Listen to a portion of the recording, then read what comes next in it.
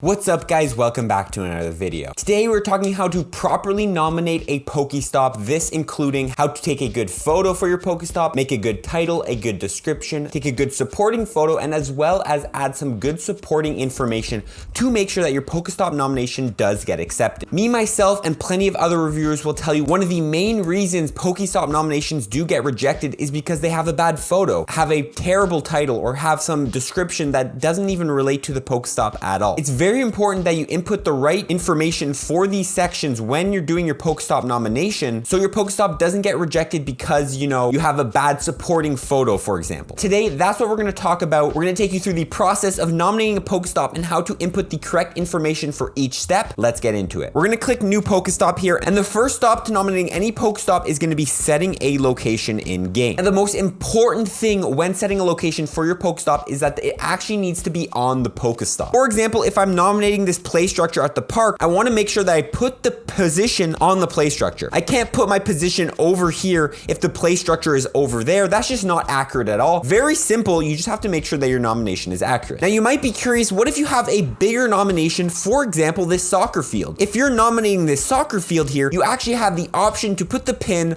on any area in the soccer field. I could put it here at the net. I could put it here in the center. I could put it here at the other net, since all of these are technically accurate because they're on the Pokestop nomination. So when nominating a bigger Pokestop or an area you have the option to put the pin on anything in the area, just not outside that area. However, there are preferable places when you are choosing on the bigger area. For example, here on the soccer field, if I go put it in this corner, I'm kind of a bag. Most people will be probably walking on this sidewalk and want to spin that Pokestop, and they don't want to have to run through the field to spin the Pokestop. So obviously the more preferable area would be probably on this soccer net, since people walking by would have access to go check out the Pokestop and give it a spin without having to walk 20 feet across the soccer field. Or, if there's a soccer match going on, you're going to be walking through the soccer game. Final point about when choosing a good ping is to be aware of other Pokestops in the area. I'm going to link below the timestamps in a video to a section that will show you how to download ITTC Mobile, which will show you all the waypoints in Pokemon Go. It's pretty much a map. It also divides up the map of the world into these grids called S2 cells. If you don't know what S2 cells are, I'll link below the timestamps to a video explaining them, but pretty much you want to be aware of where other Pokestops are, since these little green circles, only one Pokestop can be in each of them. So you want to be aware when pinging a location that if you have the option between pinging the location in a cell that already has another Pokestop, and if you have the option to ping it outside, you want to choose outside to make that Pokestop appear in Pokemon Go. This Pokestop right here, they should have pinned outside this green line so that that Pokestop would have actually shown up in Pokemon Go, but that ping was still on this area because I believe this Pokestop is like, this little area here that's like a play area. So just be aware of other Pokestops in the area that you can plan for future nominations. We're not going to get too deep into S2 cells and all that in this video, but I may make a follow-up video, so stay tuned for that. Just be aware of other nominations in the area so you're making sure that the Pokestop's actually going to appear in game. With the location pin out of the way, the next step is going to be taking a photo of the Pokestop. Now, this is one of the easiest things people get wrong, and you might be like, wow, it's so easy to take a photo of Pokestop. How could this cause my nomination to get rejected? But you'd be surprised of how many people take a bad photo of a Pokestop. There's very simple criteria to follow when taking a photo of a Pokestop. First of all, you want to make sure the object you're nominating is centered in the frame. For example, here, if you're nominating a trail marker, make sure the trail marker is in the center. Don't have it off to the left, to the right. It's very simple. Have it centered. Also, make sure the photo is in focus and is not blurry. So don't have your thumb in front of the photo or anything like that. Just make sure it's in focus, simple in the front. You'd be surprised how many people take a photo at night from their car super far back, and you can barely see what you're taking a nomination. On the topic, don't take photos from cars. That is very lazy, and that will most likely get it declined because you can clearly see that photo is taken from car and you haven't put any effort into taking the photo. Take it, of course, in good lighting conditions. So usually at night is not a great time to take photos. Wait till daytime to nominate your Pokestops. Don't have any strong sunlight from behind. This will make the object you're nominating backlit, which means it'll most likely be a shadow and very hard to tell what the object you're nominating is. And finally, make sure there's some breathing room around the edges, as Ingress and Pokemon Go and wherever these nominations end up sometimes do get cropped. So for example, here with the trail marker, there's a couple breathing room on the sign and up top. In case this image does get cropped, you can still see the whole nomination in it. Don't make it super zoomed in. It really sounds very simple, and you guys might be like, wow, Dax, this is so obvious, but you'd be surprised how many people take a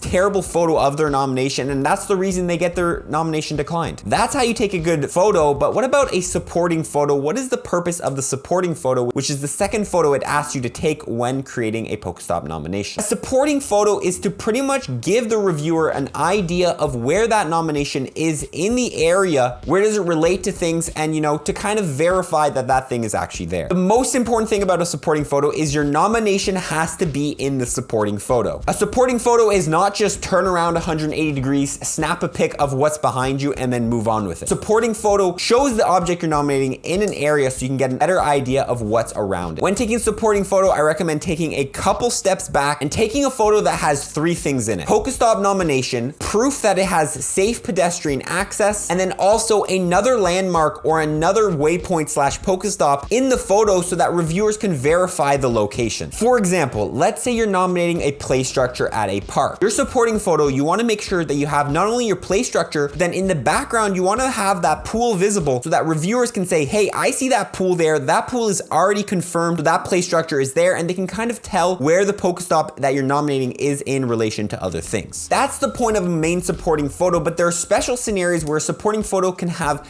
another duty on top of that. And that is if there is no street maps view of the supporting photo. When reviewers are reviewing, they use street maps view, which is pretty much the view where you can, walk around in, the world, to find out where that Pokestop is and what's around there. But there are some scenarios where you're nominating a Pokestop on an island, on a trail, where there is no actual street maps view to confirm that location. This is where the supporting photo comes in. Having a supporting photo that has a big landmark, a street sign, something that is very recognizable from satellite view can help the reviewer confirm the location of that Pokestop.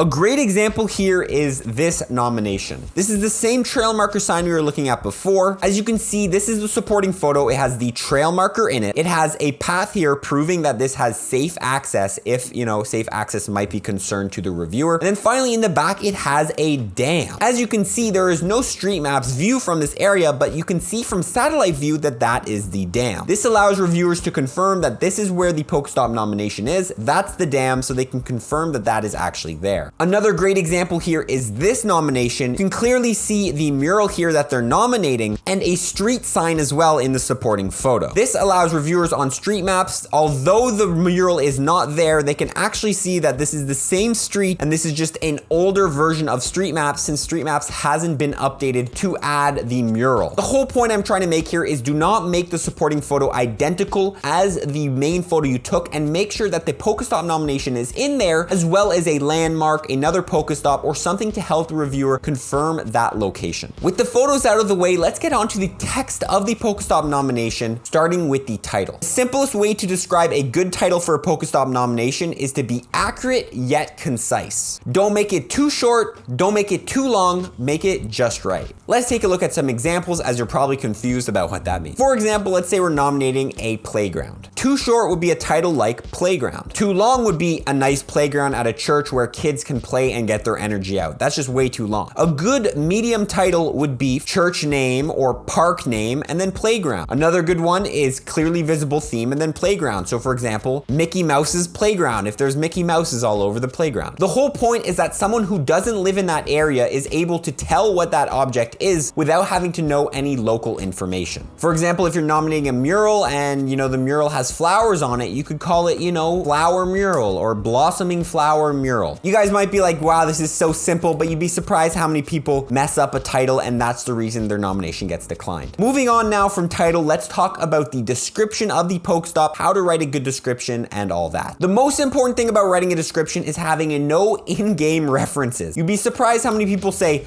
there's no Pokestops in the area, add more. Great place for a Pokestop, or a lot of Pokemon Go players come here, or a lot of Ingress players come here. When you're nominating a Pokestop, you're not actually really nominating a Pokestop, you're nominating a waypoint that can be used in any Niantic game, whether that be Ingress, whether that be Pokemon Go, or any other game. So it can't have any in-game references in your title or in your description. But other than that, you might be like, well, what do I actually add in my description? Your description is when you're gonna wanna describe a bit more about the nomination, add some history about the nomination, add when it was made, who made it. For example, if you're doing a statue, who made that statue, and what is the statue maybe commemorating? It really depends on what your nomination is. 1 to 2 sentences that will pretty much describe what the nomination is. People are going to be reading that description to learn more about the place. So don't be scared to go ahead and do a little searching online. However, do not copy paste things from websites. For example, if you're nominating a church, don't copy the description of the church as your nomination. Write up your own thing, guys. Don't copy paste. But don't be scared to, take some information from that description and put it in there. Final thing for title and description is make sure you don't have any misspells or mistakes in there. Sometimes 1 or 2 mistakes can get through, but usually putting your title and description through an auto-correcting software to check if you have any spelling mistakes is very useful, as you don't want that to be the reason your nomination gets declined. Get your mom, get your grandma, get anyone to double check your spelling before you make those nominations. Now, the final thing of nominating a Pokestop is going to be the supporting information, and this is one of the things people most have confused. The supporting information is where you want to go ahead and address any concerns a reviewer might have with your nomination. Does it look like there's not a lot of pedestrian access to that nomination? Does it look like maybe, it's a dangerous place? Whatever concern a reviewer might have with your nomination, try to put yourself in the shoes of a reviewer. This is where you're going to want to give proof why that shouldn't be a concern. This is a great place to add links to articles and explain why this is an amazing nomination. Let's say that you said this is a great place for locals to hang out. Well, you're going to want to have some proof to that. So maybe like a TripAdvisor review will help you prove that. So add a link to a TripAdvisor review. Add links to help add credibility to anything you added in the Pokestop nomination, but don't add in here any information like not enough Pokestops in the area. Add more Pokestops, please. Please let this through. Reviewers' only job is to go ahead and take a look at the Pokestop, find out if it's good or not. They don't care about your emotions and the fact that you're sad that there's not enough Pokestops in the area. Finally, don't make this section an essay. Although it's great to add supporting links and a lot of information, not all reviewers want to go ahead and read 20 pages of supporting information. So don't make it too long. Just add whatever information you might need, but not any more than that. So those are the 6 different things you have to fill out when nominating a Pokestop and how to fill them out correctly so your Pokestop doesn't get declined. I just want to add one more tip for you guys. I'm going to link below this website, but if you don't know, if you sign up for Wayfarer Niantic Labs, you can pretty much sync your in-game Pokemon Go account to this website. In there is a section that has your nominations, so you can go ahead and take a look at all your past nominations and the ones that are currently in queue. When you have active nominations, you can actually click on them and there will be an editable button in which you can edit your title and your description and your supporting information. The only 2 things that cannot be edited are your photos and as well as your location ping. So if you are out nominating Pokestops, you can just leave the title, the description, and the supporting information blank and then fill that in later if you would not like to do that in the field and be at your computer to fill that information. But before we end this video, I want to go through some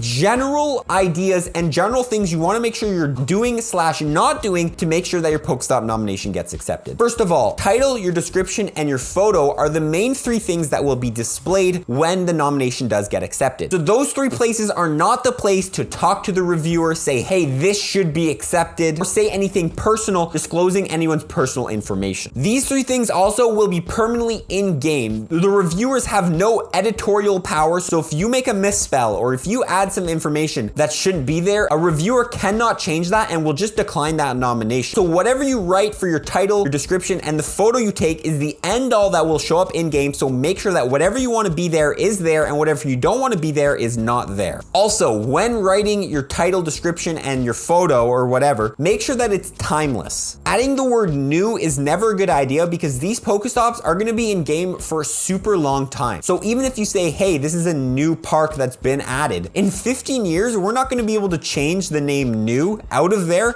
and it's still going to say new even though it's 15 years old. So make sure that any information you put in the description and title is timeless. For example, saying established in 2011 is a lot better than saying 11 years old because 11 years old will, it's not going to be 11 years old in 10 years. Like I mentioned, add no personal information in your Pokestop nomination anywhere. So don't say, hi Dax, if you think that I'm going to be reviewing your Pokestop or whatever, like no personal information. And the final thing is become a reviewer, guys. I've made a video which I will link below and carded up here on how to review in Pokemon Go, how to become a person that takes all the Pokestop nominations and decides, hey, are they good or are they not? And I definitely recommend becoming a reviewer because this allows you to get your head around what is good and what is not as a Pokestop nominator. You get a good idea of what reviewers accept and what reviewers don't accept, so when you are making your nomination, you know what to put in there and what to not put in there. I definitely recommend checking out that video below, which will explain a lot about reviewing and what is good and what is not. With that being said, guys, that's the video. If you are an experienced Pokestop reviewer or nominator and I missed anything in this video, feel free to share below. We love to share any information about Wayfarer and how to make you guys all better at nominating Pokestops, so you know there's less time wasted on these terrible nominations that should be instantly rejected. This video, in combination with my video on what to nominate, if you haven't seen that video, I'll link it below and card it up here, will allow you guys to pretty much have a 90% success rate with your Pokestop. I showed you guys what to nominate in that video, and in this video I showed you guys how to nominate it. So combine those two things and you should have no problem making new Pokestops in your area. Also, if your Pokestop nominations are taking forever to get through, I have made a video on how to get upgrades, which again is linked below, so you can check that out. And if you don't know what an upgrade is, it's pretty much a fast pass for your nomination, and it'll pretty much put it to the front so that people review it a lot faster and you can get it accepted or declined a lot faster. I appreciate you guys watching. Question of the day: what are you nominating right now in Pokemon Go to get a new Pokestop in your area? I'd love to know what object you've gone ahead and nominated. We're gonna see you guys in the next one. Follow for more tips, baby.